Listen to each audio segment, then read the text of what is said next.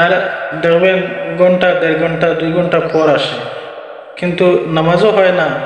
আর এই যে ছোটো ছোটো পাঠশালার বাচ্চারা, এদের লেখাপড়ার মধ্যে অনেক ক্ষতি হয়। দেখেন ছোটো ছোটো পাঠশালার বাচ্চারা, ওদের কিন্তু লেখাপড়ার সময়টা হচ্ছে বাদ মাগরিব। কিন্তু দেখেন এই বাদ মাগরিব যদি কারেন্ট থাকে না, এই সুকুম রহমতুল্লাহ, প্রিয় দেশবাসী, আশা করি সবাই ভালো আছেন, আলহামদুলিল্লাহ। আজ আমি ভিডিওতে আসার উদ্দেশ্য হলো দুটি কথা বলবো বলে। দেখেন আমাদের এই দেশ বাংলাদেশ হলো মুসলিম দেশ, মুসলমানের দেশ। আর সবচাইতে বড় দুঃখের বিষয় হলো এই মুসলমানের দেশও প্রতি নামাজের টাইমে কেন কারেন্ট নিয়ে থাকে। দেখেন আমাদের এই দেশে মুসলিম দেশ, কিন্তু নামাজের টাইমে কারেন্ট নেই। নামাজ পড়তে অনেক কষ্ট হয়। আমি অন্য জেলার কথা বলতে পারবো না, কিন্তু আমাদের সিলেটের এদিকে বিশ্বাস করেন প্রতি নামাজের টাইমে কারেন্ট নিয়ে রেখে দেয়। আর যদি একবার কারেন্ট নিয়ে যায় তাহলে ঘন্টা 1.5 ঘন্টা, এমনকি 2 ঘন্টা পর্যন্ত কারেন্ট থাকে না। কেন? এটা কি ফাইজলামি শুরু হয়েছে দেশের মধ্যে? নামাজের টাইমে আপনারা কেন কারেন্ট নেবেন? আর কি কারেন্ট নেওয়ার সময় পান না আপনারা? আরেকটা জিনিস লক্ষ্য করবেন, যখন বেশিরভাগ মাগরিবের ওয়াক্তে কারেন্ট নিয়ে যেন চলে যায়, বেশিরভাগ মাগরিবের জামাতের সময় কারেন্ট নেয়। আর দেখবেন ঘন্টা 1.5 ঘন্টা 2 ঘন্টা পর আসে, কিন্তু নামাজও হয় না। আর এই যে ছোটো ছোটো পাঠশালার বাচ্চারা, এদের লেখাপড়ার মধ্যে অনেক ক্ষতি হয়। দেখেন ছোটো ছোটো পাঠশালার বাচ্চারা, ওদের কিন্তু লেখাপড়ার সময়টা হচ্ছে বাদ মাগরিব। কিন্তু দেখেন এই বাদ মাগরিব যদি কারেন্ট থাকে না, এই ছোটো ছোটো বাচ্চারা কীভাবে লেখাপড়া করবে? এটা কি ফাইজলামি শুরু হয়েছে এই কারেন্ট নিয়ে?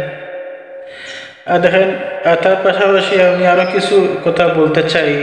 আমাদের এই বাংলাদেশ নিয়ে কিন্তু গভীর ষড়যন্ত্র এবং চক্রান্ত করা হচ্ছে।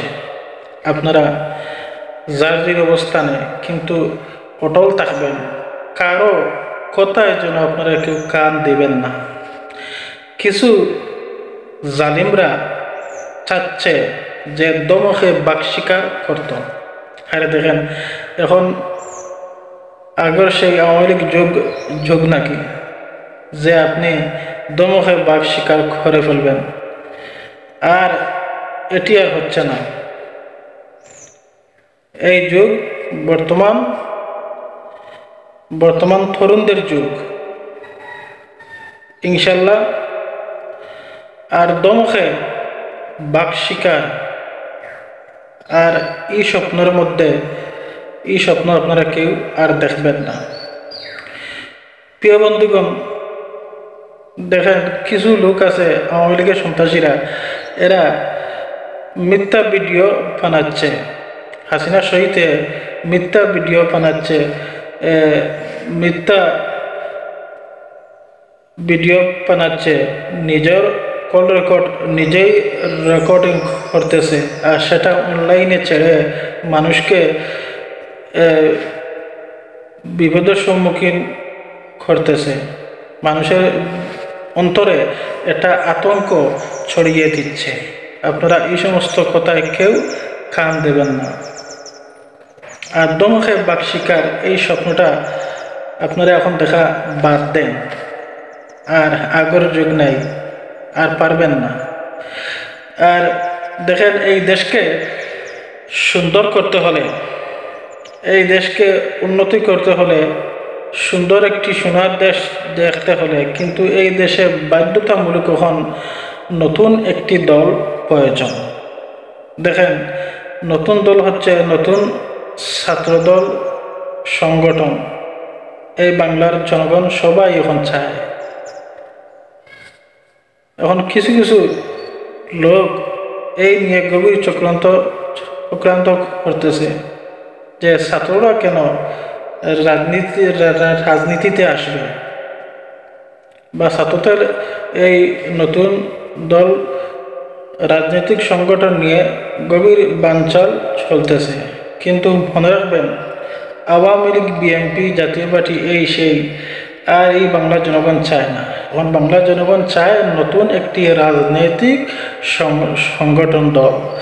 আর ছাত্ররা আপনারা কেউ এখনও দুর্বল ভাবেন।